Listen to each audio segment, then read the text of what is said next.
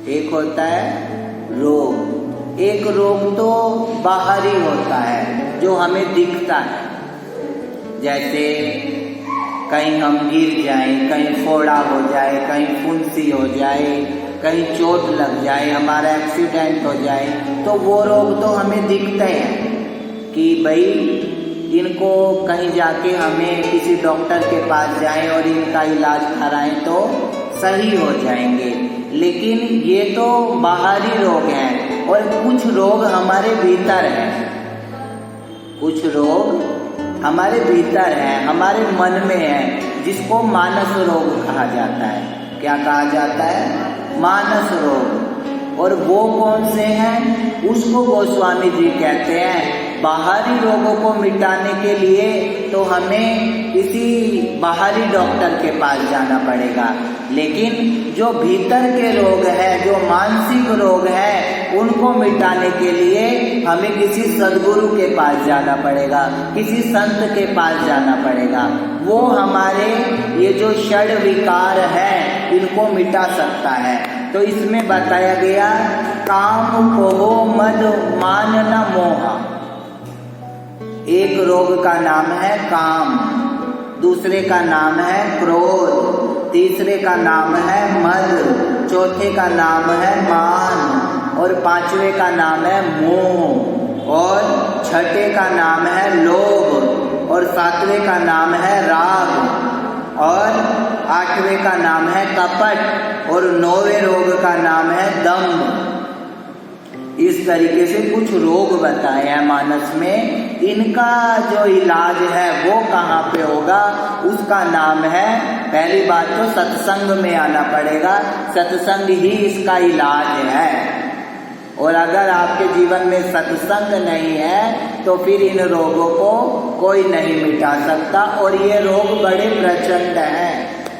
क्या है? बहुत मजबूत है, बहुत बड़े पहलवान हैं। इनको बड़े बड़े ऋषि मुनि जो हैं वो भी इनसे बच नहीं पाए। कहते हैं, अब आज की बात यहीं से शुरू करेंगे। जो काम है, क्रोध है और लोभ है, ये तीन चीजें हैं। क्या है?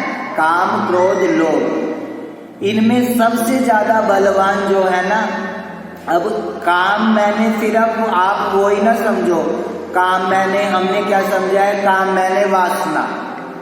हमने काम का एक ही अर्थ को पीटा है बार बार कह के कि काम जो वासना है वो बहुत बुरी है, लेकिन वो इतनी बुरी नहीं है। वो इतनी बुरी नहीं है। उससे भी बुरी पता क्या है? ये काम भी है, वासना भी एक उसी काम सूत्र का एक पेज है, एक चैप्टर है, लेकिन दूसरा भी एक चैप्टर है जिसका नाम है कामना। एक है काम, काम मैंने इसको चुप करो ना। एक है काम और दूसरा है कामना। तो जो कामनाएं हैं, जब हमारी कामनाएं पूरी हो जाती हैं, जब हमारी कामनाएं पूरी हो जाएंगी तब तो, अब जब पूरी होंगी तो मन हमारा खुश होगा, है ना। जब हमारी कामनाएं पूरी हो जाती है तब तो मन खुश होता है। और जब पूरी नहीं होती तो फिर क्या होता है? क्रोध आता है, गुस्सा आता है। और जब पूरी हो जाए तो लोभ बढ़ता है कि अभी इतना मिला है, अभी और मिल जाए। तो ये है लोभ। और पूरी ना हो तो बनता है क्रोध। और ऐसे ही हमारा परस्पर एक दूसरे के साथ पूरी हो जाए तो खुशी मिलती है और पूरी ना हो तो गुस्सा आता है। और इन्हीं के चलते हमारे अंदर मान की इच्छा होती है। जब कामनाएं पूरी होंगी, हमारे पास थोड़ी क्या कहें समाज में प्रभाव बनेगा, तो इससे हमारे में मोह की, ये सब इसी एक के घराने से ही, ये सब एक ही घराने के लोग हैं। काम, क्रोध, लोभ, मोह, मान, मद, मत्सर, ये जितने भी हैं ये सब एक ही घराने के लोग हैं। ये सब एक ही कहें, एक ही दीप के ऊपर रहते हैं। ये जितने रोग हैं, जितने बताए, काम, क्रोध, मद, मान, मोह, लोभ, राग, कपट, दंभ, ये सब एक दीप के ऊपर रहते हैं। तो ये सब तो रहते हैं। तो ये एक कामना से ही सब आते हैं। क्रोध भी आता है, लोभ भी आता है, मोह भी आता है, मद भी आता है, मत्सर भी आता है, राग भी आता है, दंभ भी आता है, कपट भी आता है। एक को बुलाओगे तो ये सब आ जाएंगे, सब आपके ऊपर हावी हो जाएंगे। तो ये सिर्फ ऐसा ही नहीं है कि हमें एक क्या कहें गृहस्थियों को ही सताते हैं, संसारियों को ही सताते हैं, बड़े बड़े जो महात्मा है ना उनको भी सताते हैं। कहते हैं विश्वामित्र और वशिष्ठ, विश्वामित्र और वशिष्ठ की आपस में इन्हीं के चक्रों में लड़ाई होती थी। वो कहता था वो मेरे से ज्यादा ब्रह्म ज्ञानी है, वो कहता था मैं उससे बड़ा ब्रह्म ज्ञानी हूँ। तो दोनों में इसी चक्कर में लड़ाई होती थी। तो एक बार क्या हुआ, और जितनी भी बार विश्वामित्र जी वशिष्ठ से लड़ने जाएं उतनी बार ही विश्वामित्र जी हार जाएं और जो वशिष्ठ हैं वो जीत जाएं। अब एक दिन क्या हुआ, अब बार बार विश्वामित्र को लगे कि बाहर खिला ले उसको। फिर क्या हुआ कि फिर बार बार ध्यान उधर ही जाता है।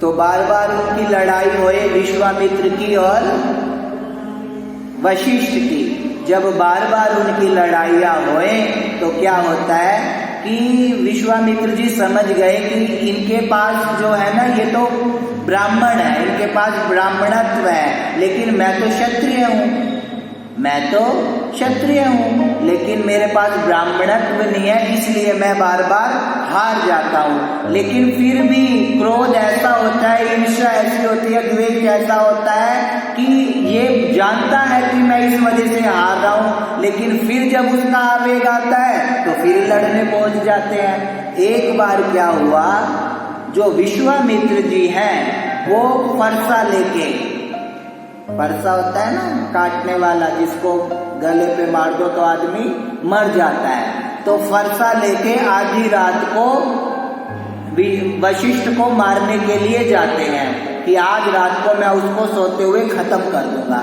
तो क्या हुआ, वशिष्ठ आधी रात को अपनी पत्नी के साथ शयन में सोए हुए हैं, सोने के मतलब रात का समय है और सोने लगे हैं। तो जब वो सोने लगे तो क्या होता है, उनकी जो पत्नी है अरुंधति वशिष्ठ की पत्नी जो है वो वशिष्ठ से पूछती है इस दुनिया में सबसे बड़ा तपस्वी कौन है। तो वो कहते हैं इस दुनिया में तो सबसे बड़ा जो तपस्वी है उसका नाम है विश्वामित्र, उसका नाम है विश्वामित्र। और विश्वामित्र जी उन्हीं के घर के बाहर उनको मारने के लिए फरसा लेके खड़े हैं। अब क्या हुआ, जब उन्होंने सुना विश्वामित्र ने कि ये तो सबसे बड़ा तपस्वी मुझे बता रहा है, तो ये मेरा दुश्मन कैसे हो सकता है, ये तो फिर अच्छा आदमी है। तो थोड़ी देर बाद क्या हुआ, विश्वामित्र जी ने उनका दरवाजा खटखटाया और कहा ये जो फरसा है ना ये आप रख लो, और आज से मैं ये नहीं करूँगा, किसी के साथ लड़ाई नहीं करूँगा, किसी के साथ झगड़ा नहीं करूँगा, किसी को मारूंगा काटूंगा नहीं। फिर क्या होता है, तब उस दिन से उनको श्राप मतलब उस दिन से उनको आशीर्वाद मिला कि तुम तपस्या करो और भजन करो।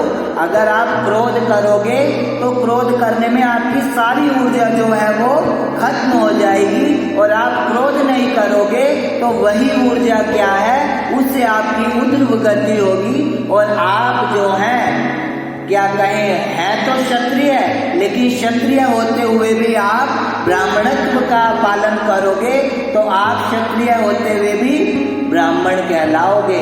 तो ये जो काम है, क्रोध है, लोभ है, मोह है, अहंकार है, ये सब चीजें हमारे भीतर है, लेकिन ये बुरी भी है। अगर इनको आप बुरे तरीके से देखो तो ये बुरी भी है, इनका अतिरेक हमारे जीवन के अंदर है तो ये बहुत बुरी है, और अगर ये सम्यक है हमारे जीवन में तो बहुत अच्छी है। अब नारद जी देखो, रामचरितमानस के अंदर 2 प्रसंग हैं, एक शूर्पणखा का प्रसंग और दूसरा नारद जी का प्रसंग। और एक को बहू चाहिए, एक को तो बहू चाहिए और एक को दूल्हा चाहिए। तो जिसको बहू चाहिए उसका नाम तो है नारद, उसको विश्व मोहिनी चाहिए। और दूसरी है शूर्पणखा, जिसको दूल्हा चाहिए। कौन सा चाहिए? राम जी। और राम जी वाली जो घटना है शूर्पणखा की, वो शायद पंचवटी में ही हुई है ना। तो दोनों को कुछ ना कुछ चाहिए, लेकिन दोनों को कुछ नहीं मिला, दोनों को कुछ नहीं मिला। उसकी तो नाक ही काटी गई और उसको थोड़ी कठोर कृपा मिली, उसको थोड़ी कठोर कृपा मिली। तो कहते हैं, लेकिन जो नारद है वो क्या करते हैं, हम क्या करते हैं, जब हमें काम सताता है, जब हमें क्रोध सताता है, जब हमें लोभ सताता है, तो हम क्या करते हैं, हम भगवान की तरफ नहीं जाते, हम भगवान की तरफ नहीं जाते, हम संसार की तरफ जाते हैं। इसलिए हमारा काम जो है, हमारा क्रोध जो है, हमारा लोभ जो है वो बुरा है। लेकिन नारद जी जो है, जब उनके अंदर तीनों जो है वो एकदम बढ़े, काम भी एकदम बड़ा, क्रोध भी एकदम बड़ा और लोभ भी एकदम बड़ा, तीनों एकदम बड़े। और जब तीनों एकदम बढ़ जाते हैं तो तीन तरह का, मतलब एक रोग होता है जिसका नाम, जब ये तीनों बढ़ते हैं तो कफ, वात और पित्त, कफ, वात और पित्त, जब ये तीनों बढ़ जाते हैं, अत्यधिक बढ़ जाते हैं, तो फिर संज्ञापात होता है। तो जब इनको इतना, जब ये तीनों बढ़े नारद के अंदर, तो उन्होंने वो संसार की तरफ नहीं भागे, वो किसकी तरफ भागे, भगवान की तरफ भागे। और भगवान को जाके कहते हैं क्या, दीनाथ होए हित मोरा,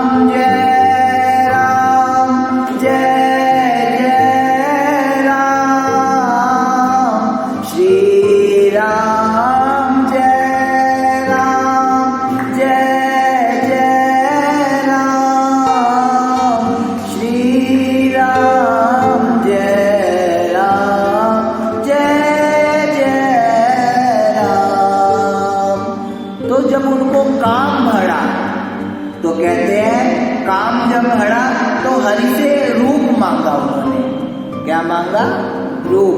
कहते हैं, हरिसन मांगो सुंदरताई, होई जात गौरी अति भाई। हरि से उन्होंने रूप मांगा जब काम बढ़ा, और जब लोभ बढ़ा तो कहते हैं, हरिसन मांगो सुंदरताई, होई जात गौरू अति पाई।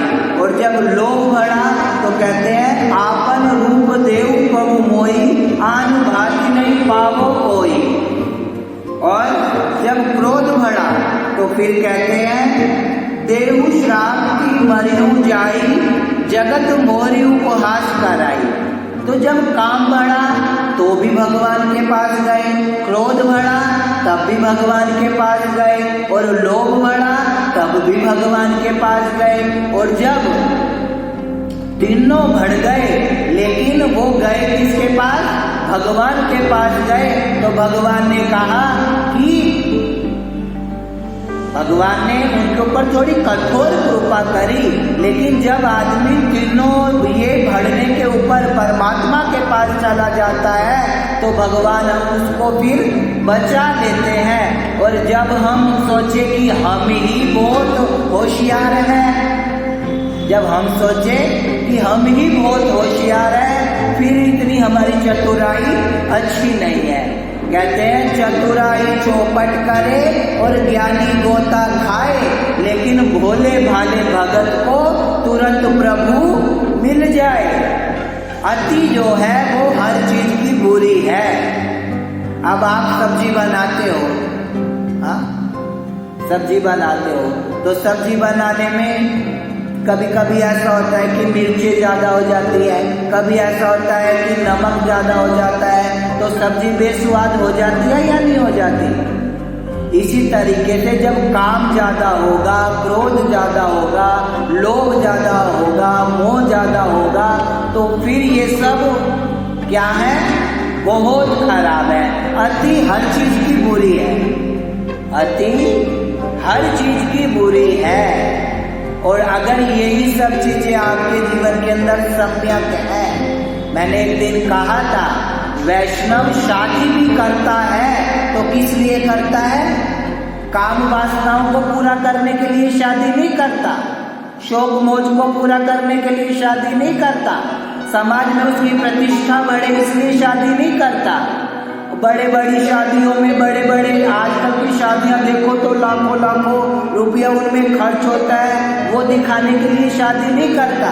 शादी भी इसलिए करता है कि मेरे से जो वंश वृद्धि होगी उस वंश वृद्धि से क्या होगा, मैं तो भगवान के धाम चला जाऊंगा, और मैं जब चला जाऊंगा तो मेरे घर में जो बच्चे होंगे वो श्री ठाकुर जी की सेवा करेंगे।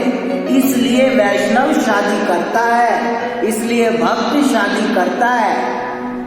अगर ऐसा भाव हो और काम किया करो तो भगवान कहते हैं ऐसा जो काम है गीता में वो मेरी विभूति है। अगर काम इतना बुरा होता तो काम को देव क्यों कहा जाता, बोलो। अगर काम इतना बुरा होता तो उसको देव क्यों कहा जाता। लोभ को तो हमने देव नहीं कहा, मोह को हमने देव नहीं कहा, अहंकार को हमने देव नहीं कहा, मद को हमने देव नहीं कहा, काम को ही क्यों देव कहा। काम के पीछे एक बहुत बड़ा रहस्य है, इसलिए। और सोचो जो काम है वो कौन है, कृष्ण के बेटे का नाम काम है, कामदेव है। कृष्ण के बेटे का नाम कामदेव है। अब बाप अच्छा और बेटा गंदा, हाँ? विचार करने वाली बात है कि बाप अच्छा और बेटा गंदा। जब एक ही बड़ा खानदान है, उच्च कुल है, तो फिर ऐसा तो हो नहीं सकता। लेकिन अति हर चीज की बुरी है। कहने का मतलब ये है काम इतना बुरा नहीं है।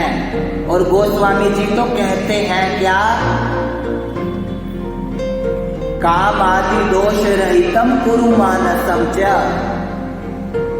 पहले तो कहते हैं सुंदरकांड में ये जो काम है इससे मेरे को दूर करो, लेकिन वही गोस्वामी तुलसीदास जी बाद में क्या कहते हैं, कामई नारी प्यारी जिमी लोभी प्रिय जिमिदाम तिमि रघुनाथ निरंतर प्रिय लागो मोहेरा। जब काम इतना बुरा है तो गोस्वामी जी को उसकी तो बात ही नहीं करनी चाहिए। हमने तो काम को एक ही तरीके से देखा है कि काम मैंने संभोग, बस। हम काम का एक दूसरा पक्ष भी तो है। काम इसलिए मैंने कहा ना, वैष्णव विवाह भी करता है तो इसलिए करता है कि उसके घर में ठाकुर जी की सेवा चलती रहे। ऐसा काम आपके जीवन में हो तो बहुत अच्छी बात है। लेकिन अति जो है वो बहुत बुरी है। सम्यक हो जीवन के अंदर तो वंदनीय है, और अगर ज्यादा है उसकी अति है तो फिर निंदनीय है।